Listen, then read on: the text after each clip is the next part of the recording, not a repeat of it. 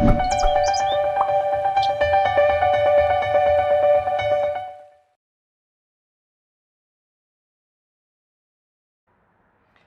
are delighted to welcome Jonty and Penny to the deep end, discussing his North Channel 2023 with Infinity Channel Swimming. Gag. Yeah. So, tell us a wee bit about what made you take on the adventure of the North Channel. Well, I think, as you know, I was part of Team Bits Missing, the first para relay to cross the North Channel, which was in 2022, which we put together, well, which David Burke, you know, we started that discussion, it must be 5-6 years ago now because of lockdown. And David had this, you know, this wish of putting the first all para relay to go across, having done it twice himself in a, you know, mixed able-bodied, and him being the only para swimmer. And so it was, you know, it was really that started my North Channel adventure, because, you know, immediately when he asked, I said yes, and because I like, you know, I like challenging things to do, and the thought of doing something all para relay. I'd already done a relay in the English Channel with some friends, which was great fun. It just sort of piqued my interest, and the North has this reputation of being a little bit more difficult, a bit more challenging as a swim, and you know, I just thought, well, this could be a good fun. So we did that in 2022 on June the 6th. I had a great time. And on the boat on the way back, we said to David that he should be the first para solo swimmer, because, you know, he coaches for Infinity. He, you know, he's an observer on the channel. He's done it. He'd have done it 3 times when we did it. And so we just said to him, he should have the honor of being the first para. And as you guys all know, channel swimming and, you know, extreme swimming is probably 80-90% in your mind. And he said, I don't know if I can do it. And then I made the foolish mistake of saying, well, if you don't do it, give me a call and, you know, I'll do it. And 2 weeks after I got back, he rang me and he said, I don't think I can do it. So I said, oh, well, bloody hell, then I'll do it. But you owe me a nice kilometer. So he owes me a 1K sub 5 degrees. And that was it. You know, it was as simple and as easy as that as a discussion. It was, we've been onto the North Channel. I really actually enjoyed North Channel relay more than I enjoyed the English, probably because I'd done the English and I knew a bit more about channel swimming and relay swimming, and you know how to recover quicker and what to expect. Yeah. So I love the North Channel. I would have quite happily have gone on our relay to come back. You know, I was having an absolute ball in there, and that's, you know, gives you that little bit of confidence to maybe, you know, dare, as you guys call it, you know, dare to even think that actually maybe I have the potential to attempt this solo. Having not done a channel swim at all before, other than the relay. Yeah. And I don't think I'd swum Windermere by that stage. So my longest swim was probably about 10K by then. Yeah. Which is but hey, I'll just go from about, you know, 6 miles to 30. Why not? Well, why not? And why not? Jonty and Penny comes from obviously a lifetime of adversity, and in spite of it, as we say, you have had your own challenges in terms of your medical wellness, and the drive that I see in you, and obviously in lots of people that we meet, but there's something there that has driven you to achieve triathlon, to achieve ice miles, numerous of them, and obviously then at this level, jumping so quickly from such a short distance right through to marathon and extreme water temperatures. Talks to us a little bit about the mindset that you have, which is so warm. Well, I think the first mindset is I don't perceive myself. I don't use the word disabled. It's just when I'm looking at riding my bike with my pals who may be in, you know, the British forces doing really interesting things and they're like super fit. I compare myself to them. I don't think, oh, well, I shouldn't be able to keep up with them because of, you know, having my leg missing below the knee and my right ankle basically in pieces and everything else that's gone on. It's not how my brain works. I just see myself as me, and I just look at challenges and I go, well, why can't I do that? Or I should be able to do that. So when I do triathlons, or when I did triathlons, because I've now been banned by my surgeon, I have never done a para distance triathlon. I do able body distance triathlons. I don't see a distinction. I'm not disabled. I just have other considerations. You just have bits missing. I just have bits missing, you know, and a knackered ankle that is a big consideration when it comes to doing things like that. So it's not about looking at. I don't look at myself compared to para swimmers or skiers, because as you know, I love skiing. I want to, you know, I've always said with skiing, I want to be a really good skier who happens to be disabled. I don't want to be a good disabled skier. And, you know, that to me is a massive difference. And that's basically sums up how I view life. I don't want to be someone who is disabled. I just want to be somebody who's good at something. And I just happen to be, you know, a bit disabled. And that's the feeling that, you know, I got. It's, well, you contacted us and we weren't saying no, because it was yes, and when do you want to come? And I think that was a similar feeling from David. You know, no one ever said, well, that's going to be a problem, we're not going to get you on the boat. We were saying, yes, come ahead, and then we deal with the scenarios that help to keep you safe and get you across this body of water. So, and hopefully that's something that has been supported by your positivity, and you're saying, yep, I'm coming and doing it, and yeah, sort the things out and we'll manage them as we go along. Is that what you find?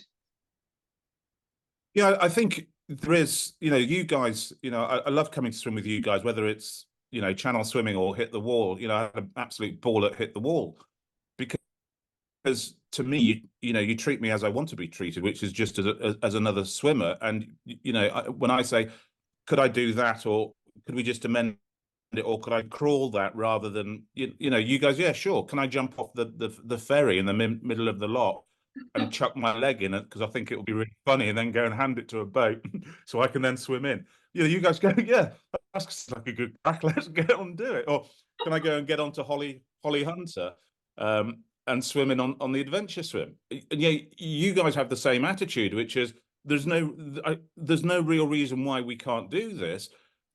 And I always say to, you know, pals of mine, you know, who may be injured or whatever, you know, it hurt. You know, what I do hurts, not just the swimming, but, you know, getting in and out.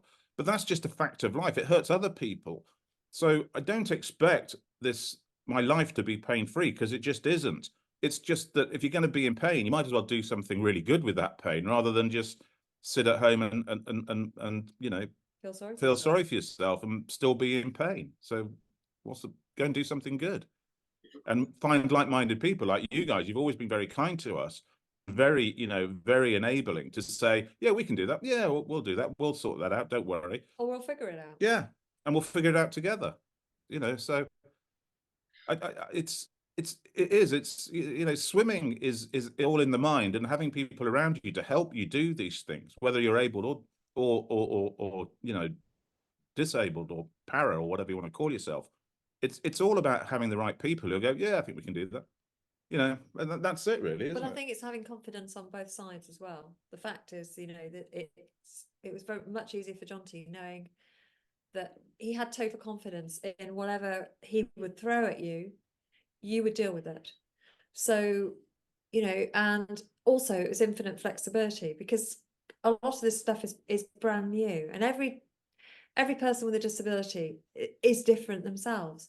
So, and they're all going to need different things. And I think so long as anybody like yourselves has that flexibility and the attitude that whatever happens, we'll deal with it, then there is absolutely no inhibition. There's nothing stopping people like Jonty doing what he does, because he's got you there beside him. So he's got that confidence to go ahead and just do it, knowing that it will be all right. Whatever happens, it will be all right. And that's a massive boost to anybody in his sort of situation. And it's for those of us who are sort of sitting on the other side of it, it also means that you know, I don't have any qualms about him doing these things, because I know he'll be okay. And that's also, you know, a massive help. Reassuring as a loved one, and you're constant there, Penny. You're always at the swims or on the boat.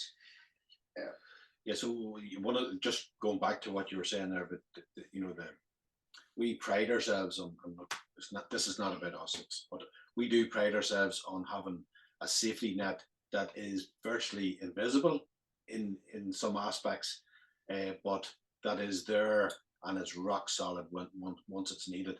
And that is something that we had in place for you and for all our swimmers, you know. But I think swimmers need to know that it's there in the background, but I don't want to be mollycoddled in such a way that I can't feel the exposure of the sea and the exposure of the adventure and have this personal adventure, you know, physically.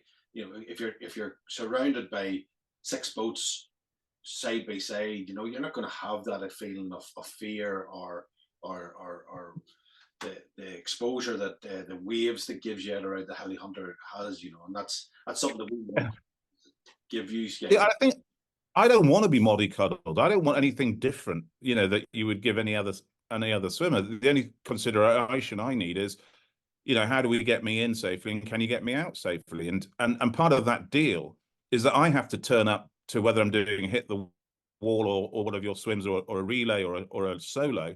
I have to, you know, the deal is I turn up in the best nick I can physically get myself into. You know, I have to be physically fit. I have to be able to pull myself out of the water and do all of that sort of stuff, because, you know, conditions can get a little bit festive, and, you know, it can be difficult. But if the deal is you come, you know, I know that safety is there, and I know good safety, you don't really see it because you make it look so easy. It's like anything in life, you know, you look at a good rugby player and all of that, you think, oh, they just make it look so easy, and it isn't. But you guys do make it look easy, which it isn't, and that gives you comfort, and, you know, Massive reassurance.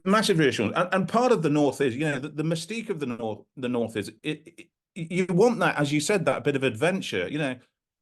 Getting stung, you can't swim the North and not get stung. If you swim, you have to get stung. You know, it's part of the adventure. It's part of the North. To me, it's all part of that big adventurous experience of. You're going to get cold. You're going to get cold. You're going to get stung. Yeah. You're going to get tired. You're going to get shouted at by Milo, but you know, it's all part of the experience. So Jonty, talk about the swim day, and Pádraig as your pilot, Milo as your crew, and the race was on that day. We had quite a few boats on the water, and everybody was gunning to get ahead of each other, and we were crossing over and lapping each other, and there was good camaraderie among all of us.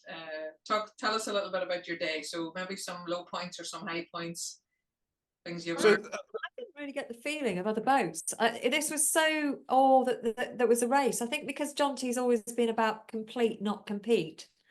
It was really, we were really sort of in our own bubble. I mean, to be honest, we knew, you know, we had the absolute dream team. We were absolutely, well, apart from David Burke. Sorry, me to every life. But yeah, I think we were very, very much. We felt so confident, so secure, but we were very much in our own bubble, because we were very aware that this was, you know, a very much an unknown. It was sort of a first in many ways, you know, first channel swim, first para swim, all that sort of thing. So yeah, but we were obviously unbelievably lucky with the weather, the conditions. You know, we woke up and you could do nothing but smile because the sun was out. It was a gorgeous, gorgeous morning. It was. You know, the sea was like a mill pond. I think, how did you feel right to begin with when we got up and were driving to? It's, you know, I've been doing this long enough to know that what good looks like, and it didn't get better looking than driving into Bangor with the sun coming up and it all looking, you know, beautiful. you know it's going to be a good day, but as you both know, before a big swim, there's that, you know, the element of doubt is always on yourself. It's like, am I? It's not about, you know, is the team good enough? Because we know you are, otherwise, you know, we wouldn't be with you. It's like, am I? The question is, the only you know, weak link in this whole chain is probably going to be me. And for me, having that, making, you know, doing this as my first channel swim was, can I do this? You know, because I hadn't done a channel distance, and, you know, starting with the North, you know, some people find it a little bit crazy that I started with the North, but to me, it was just, you know, well, the opportunity was too good to miss. And well, I mean, you'd only done 10.5 miles up to that point. yeah, Maximum distance, yeah. So that was fine. And, you know, I'm used to being on boats because of the channel and the relay stuff. So that fazed me. It's, do you know, the thing that it's that, you know, I talk about taking that one step, and for me, it's my one step is that one when you're sitting on the edge of the boat and you say, get in, and, you know, swim to the point, and we'll start. It's that getting in. It's that one step of just taking that step to get in that I utterly dread every time, because it's them. But it's like once I'm in, it's like when I was playing rugby, it's like the referee whistle going off, kicking, you know, for kickoff, and then I'm good. And once I get in, I'm like, I'm good, okay.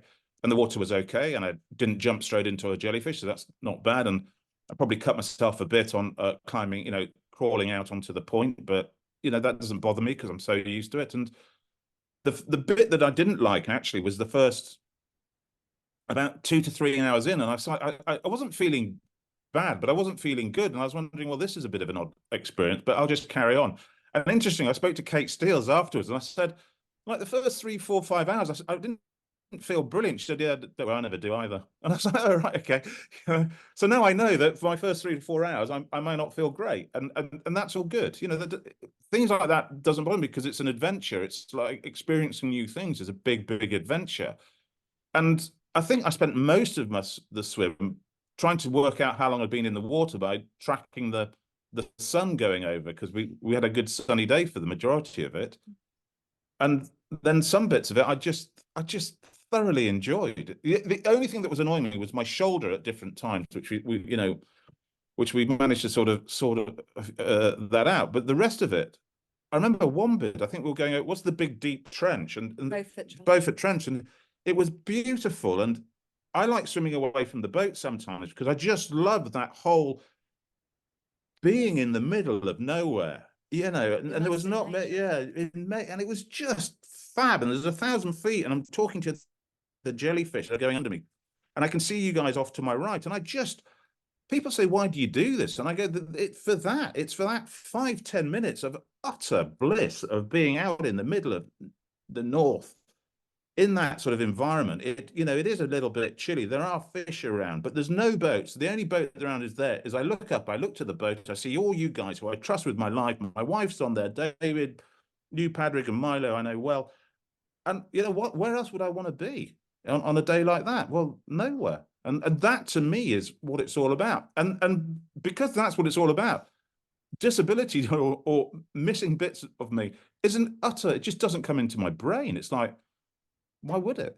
You know, and so that's the only thing that I think about. Yeah, and I must admit, as soon as I got the porta potty on the boat, oh, you were happy as well, yeah. I was perfectly calm. Yeah, that was my main concern. We've got so, you know, maybe we're weird. I don't know. Just for you, Penny, you can come and observe anytime.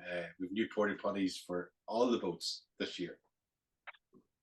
Look at that. That's you've led the way. Yes. Warneken Thrones. Warneken Thrones, exactly. Jonty, I'm really happy to hear, I have to say. Jonty, that's fantastic. As a fellow swimmer and a swimmer that's completed the North Channel and have competed in Russia and all types of places with you, you know, you do inspire both less abled and able bodied people as a whole. You know, you do inspire us all to you know, do crazy things and have adventures and follow your footstep. Yeah, well, that's very kind of you. For me, it's never been about it's never been about, you know, disability or anything like that. I say to people, all the glory, really. it's never been, it's like, find ordinary people who do extraordinary things, because they're usually the most welcoming of people, and they're always very open about grabbing other people in, because what they, you know, we don't think what we do is extraordinary. I certainly don't. And, you know, I think most of us have that within us. It's like, we know we do what we do. We know it's a little bit different, but I think we see in other people that they could probably do it if they just believed in themselves and surrounded themselves with people who would go, yeah, you can do this. And I think that's the key word. It's, why do you do this? Because I can. yeah, well, one, I can, and I think I can. And I don't mean I think I can in that sense. It's like, I'm built in a way that I should be I should be able to swim channels. I'm sort of built for it. I'm not doing them very quickly, but I'm built, I can take quite a lot of stuff that, energy and, chop and waves and pain and all of that, which is all part of any swimmer's swim. So, but to be fair, I think it has meant a great deal to you. I think it really has. There's always been that doubt in his mind, as can I do this? Really, can I do this? And certainly in the days running up to the swim, I had a very sort of nervous, and the night before in particular, a very nervous. He doesn't speak, he doesn't talk if he's getting nervous, but I know that it's what if, and I keep having to say to him, look, it doesn't matter. It's the fact that you're trying is the only thing that matters. If you succeed, that will be incredible. But if you don't, then you just try again. You have it in you to do it. You know this, you know it deep down. Tomorrow may not be your day, but there'll be another one. Yeah. As it was, it was a good day. The effort was incredible. I mean, he was in absolute agony about 2/3 of the way through. I mean, he was barely being able to move his arm and put his in the water, his left arm in the water because his shoulder was so bad. But with encouragement and strategically placed lines made sting. That worked a treat. It's getting stung in exactly the right place. That's where I wanted to be stung. The one that was stung me on my stump was the interesting one, though, because that then gave me pain in my limb that I don't have. It took the boredom away. I must admit, that was quite a good thing to think about for the next 20 minutes or however long it was. Yeah, well, that's weird. Yeah, a bit of distraction, wasn't it? But through your head. Sorry. Sorry? Other things go through your head when you're swimming. Do you have some mantras? Do you have any techniques for yourself? The thing is, honestly, I say this to people, or everything and nothing. I get into everything because I'll write speeches that I'll never deliver. I'll ski runs that I like to ski if I'm bored. But I have an ability sometimes to just go into a place that, and the best way of describing it is, it's like when you're driving a long distance and you realize you've done 100 miles and you don't remember any of them. So I can get into that place. But talk to the jellyfish. I talked to the jellyfish, which was quite good fun. You really, really look forward to your feed times. My feeding every half an hour really works for me. It just, it just does. And actually, Jamie Moynihan suggested I feed every half an hour. And I think the numbers, I think David said to me afterwards that my stroke rate, once we started getting my feeds right into half an hour, that my stroke rate would always pick back up after feeding. And for someone who's had gastric surgery to lose weight, so I've only got 30% of my stomach left. I can't do the big bowls of pasta and all of that the night before. So feeding I do have to take that somewhat seriously. And just that whole, I love it. It's monotonous. You feed, I feel ill for 3 minutes. I then put my head into the water, talk to the jellyfish, try and think about something, end up thinking about nothing. Next time I look up, I can see Penny and David and Milo getting the feed ready, and the next thing you know, the pole's coming back out and it's time to feed again. And you enjoyed the varied food. And the food combinations, the Baby Bell, another was Parma ham with dextrose tablets, again a classic. Well, what happened actually was that he put his food plan together. Then it was mostly flapjack, and I was a bit worried at the time he might get a bit fed up with it, but he was insistent that it was all going to be good. It was all, and whatever. a solid But food yeah, plan. it was a solid food plan. It was exactly that. And I think about halfway through, he started getting a bit bored with flapjack and didn't want any more, which gave us a bit of a problem. So I ended up having to scavenge from everybody else on the boat. So poor David ended up getting up quite a lot of his carefully prepared food. But you know, it was just there's a lot of dextrose tablets as well, weren't Yeah. there? But so yes, I think perhaps one thing we would take Next away from time. it is that we'll put in a very much more varied Yeah, I food do plan. a homemade savoury flapjack that I love, and it's actually I find it really good for swimming. So, It's flapjack again though, isn't it? but it wasn't that; it was the sweetness. It was that Oh. it was the super amount of sweetness that was I was getting bored of it, and Jam I- sandwiches? yeah, I think that's the thing. You know, talking about takeaways, and that's not a pun. You know, getting your food right, I think is, you know, and you can talk to 1,000 people and everyone eats different things. I mean, I was talking to John after his, and he, you know, he has jams, Jam he has sandwiches. sandwiches. He like has a proper, when it's like proper lunchtime, he'll have something that resembles proper food. And breakfast. And you know, breakfast. It would resemble a proper Yeah. breakfast. And I think that, you know, I quite like the sound of that. I think that's, you know, that's a really good way. And I was talking to somebody today, and they make sure they have afternoon tea or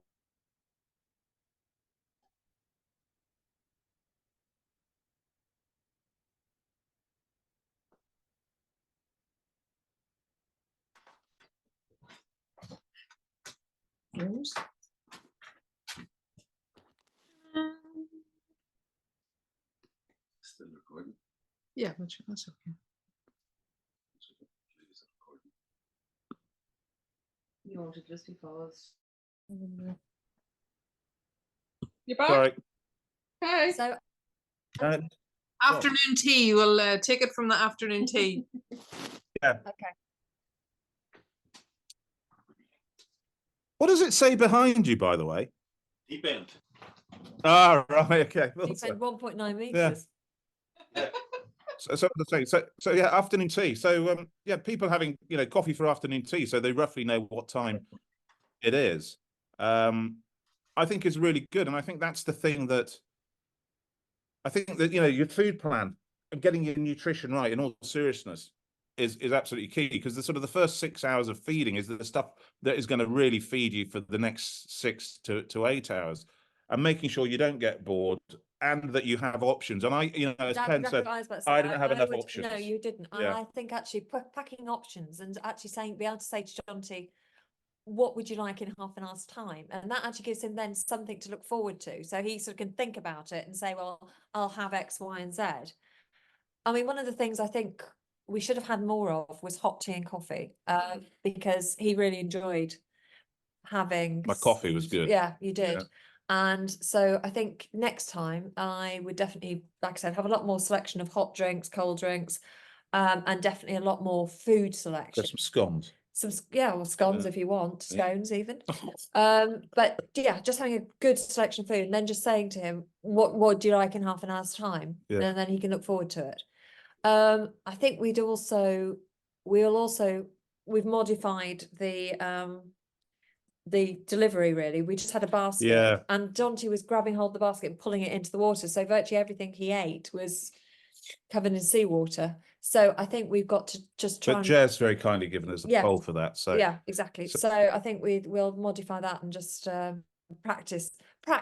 The one of the things we'd never done before we started that swim was actually practice feeding remotely.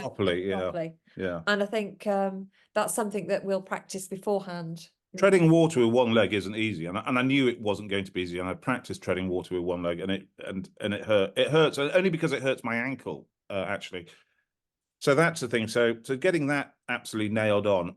Yeah. The energy drink I use, which is Morton's, which is, you know, it's more expensive than bloody cognac, but it works for me, and it's tasteless, and you can add anything to it. So I add hot Vimto, or make it hot with Vimto and Elite extra electrolyte, because I've always struggled with cramp, and I was fine. I didn't really get cramp once over the whole 15 odd hours. So no, I think that I did well, and I'd used a lot of Morton's in training and Windermere and elsewhere, and that is going to be my go-to. And they do a caffeine one and a non-caffeine. So the caffeine ones I suggested come after 10 hours, which is good. So So I that would, was yeah, good for me. I would just say to Yeah. anybody who's sort of thinking about doing this that wherever you practice, and if you have a access to somebody with a boat beside you, practice your feeding and practice doing your feeding, and go through the routines. And if you are actually doing quite a long, like your 6-hour swim, and you've got a boat beside you,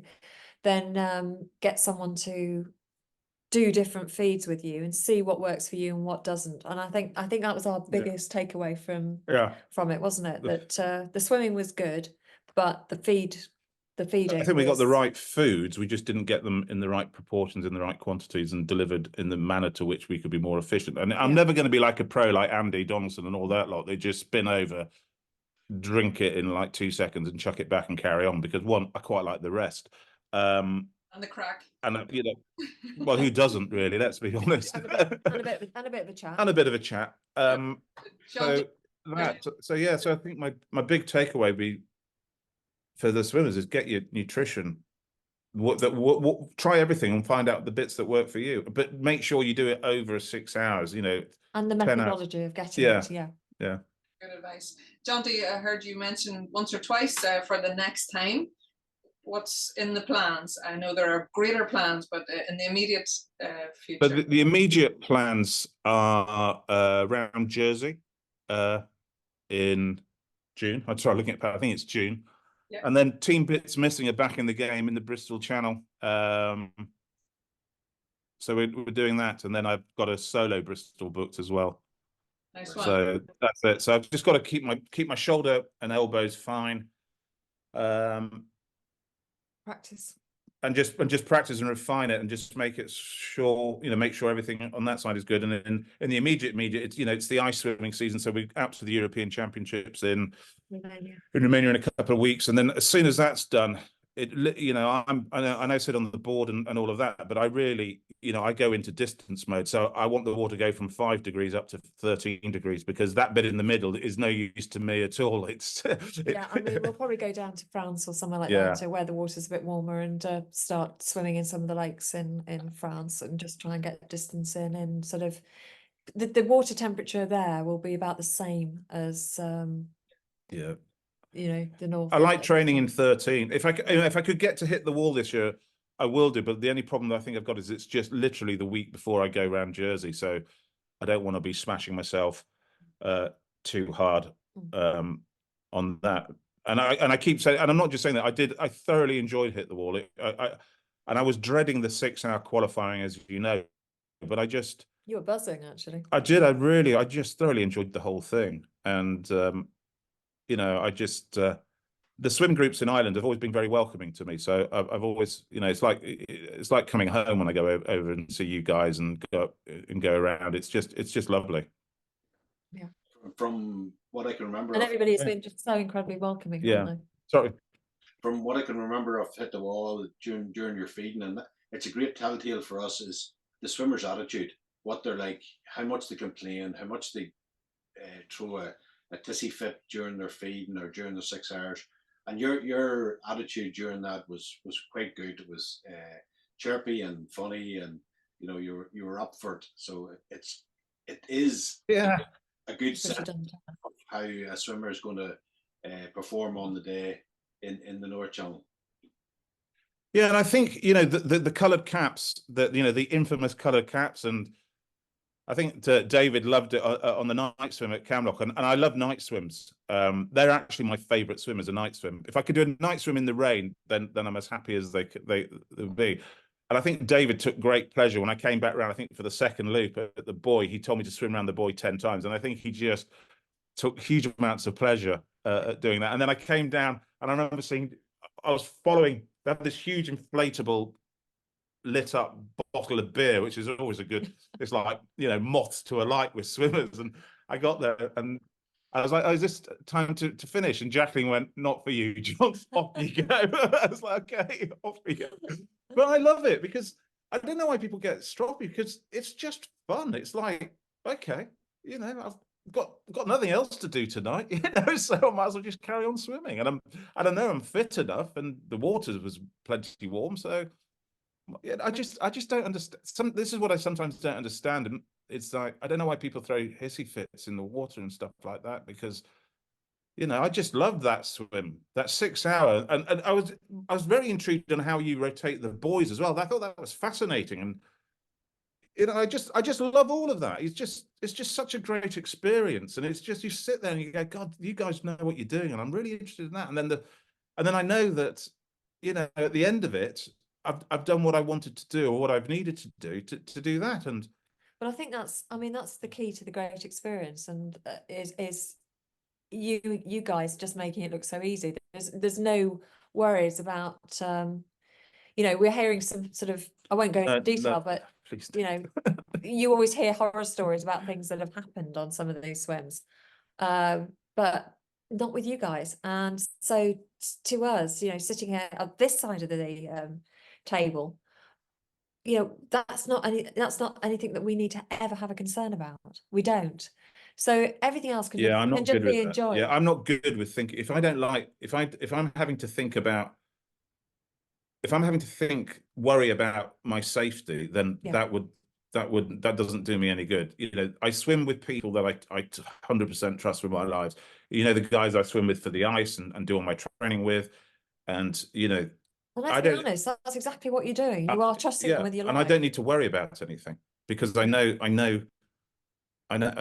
and I know you guys, and that to me is the comfort. And that's why, you know, I can be out in the middle of the North Channel, 1,000 feet, you know, below me, and just having the time of my life, because I know if anything goes wrong, you guys are going to sort me out, and It'll be fine. it'll be fine. So why not just enjoy every minute? Yeah, and that's what I did. So yeah. I mean, it's you know, it's 15 hours and 24 minutes, or 20, 21, 22. 22 minutes or whatever, 15 seconds, whatever.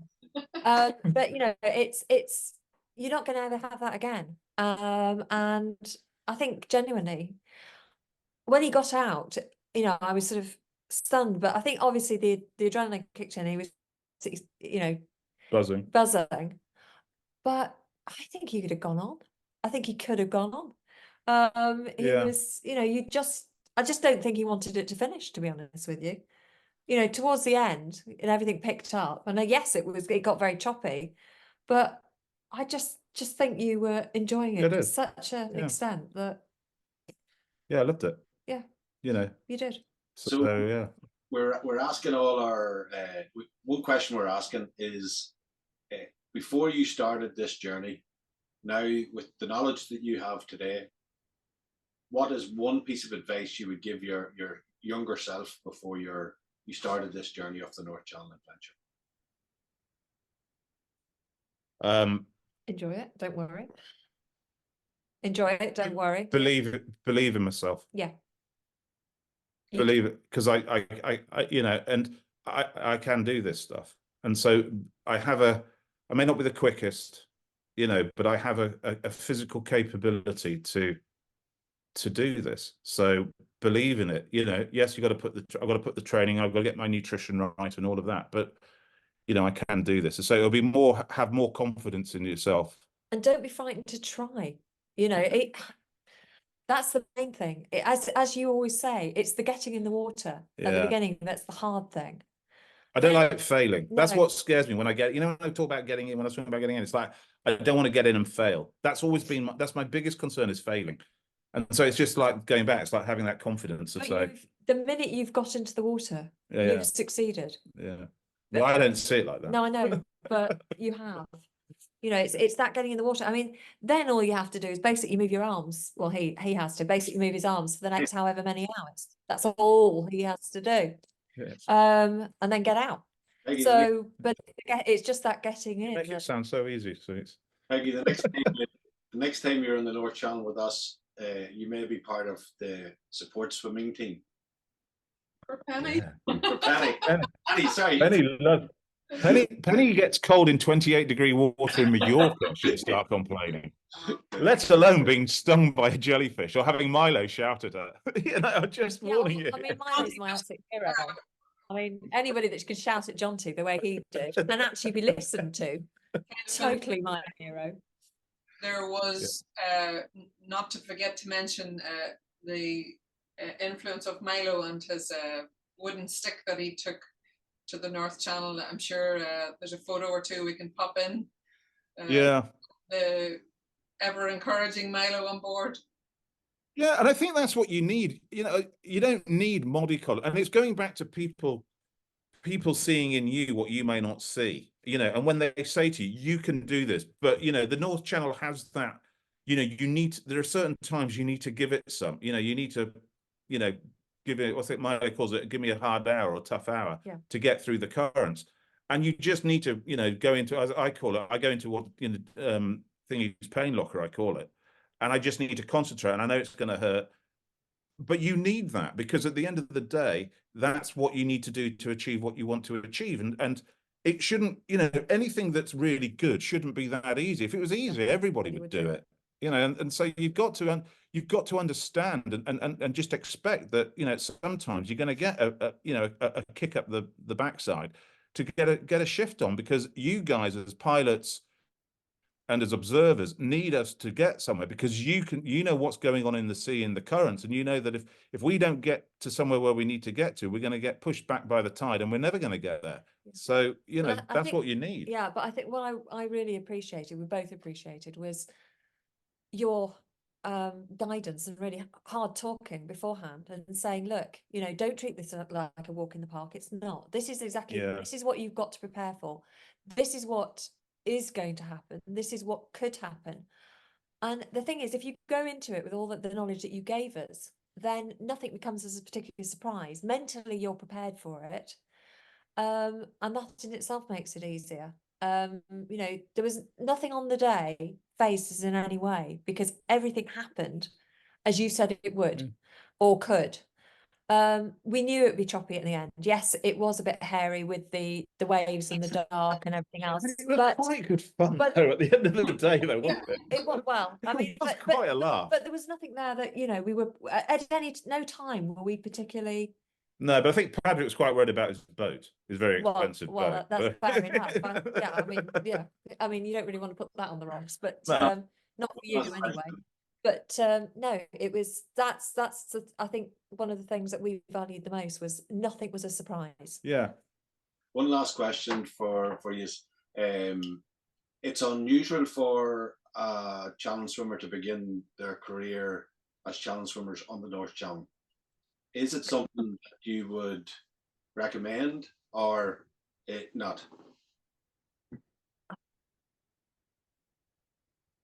You know what, that is a really tough question, because of course I would recommend it, because I'm the sort of person that says, well, what are the big swims? What's pretty much the toughest?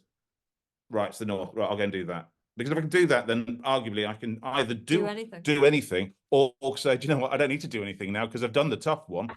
I don't need to do anything. I can retire and just get fat telling stories about the day I swam the North Channel. So I think, personally, would I do it again the way I did it? Absolutely. I think because the North Channel has that reputation, you have to take it, you have to take it more seriously.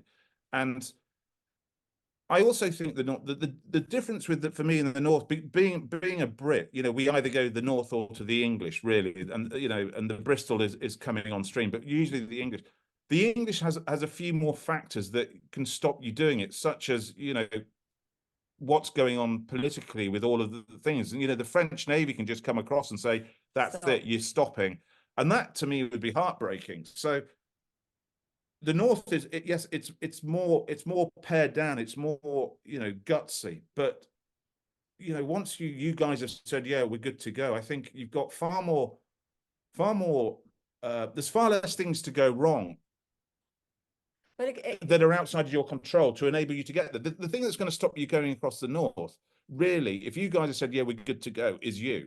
Whereas in the English, there are other factors that can come into play with that, and that would just really pee me off. Yeah. And so I like the fact that I've done it that way. So if I get to the English and if I decide to go and do it, and I get stopped halfway, I won't, you know, psychologically it'll be a lot better for me, because it's like, well, I know I've done the North, I know I can do the Channel, and the reason I've stopped is because the Coast Guard has told me that I have to stop, or whatever reason it is. But the thing is, I mean, the North is special, but we've always sort of said that really the North is the K2 to the English Channel's Everest. Yeah, that's You know, how I view it. You know, it's the swimmers' channel. Yeah. A lot of people, you know, a lot of people will just automatically, when you say you swim a channel, they'll always say the English. But no, the North has this real aura. Special. It's special. It is a special place. And if Johnny only had one channel swim in Yeah. him, and that was a possibility, then I'm so happy that it's that one that he's done. Yeah. Guys, Yeah. it's brilliant to be chatting with you, and it's nice to be sitting here at this stage after your fantastic season, and I look forward for you to inspire the next generation coming through, abled, less abled, whatever it may be, and really appreciate you putting your faith in us as a team, the guys who we love what we do. We are passionate about it. Well, you know, I wouldn't go, that's very sweet of you, but I wouldn't go with anyone else. And if I can inspire the Lord Mayor to actually get off his proverbial and do it, then We'll do our best. we'll do our best, because it's about time he did it. Thank you so much. Thank you, guys. Thank you, guys. We'll see you soon.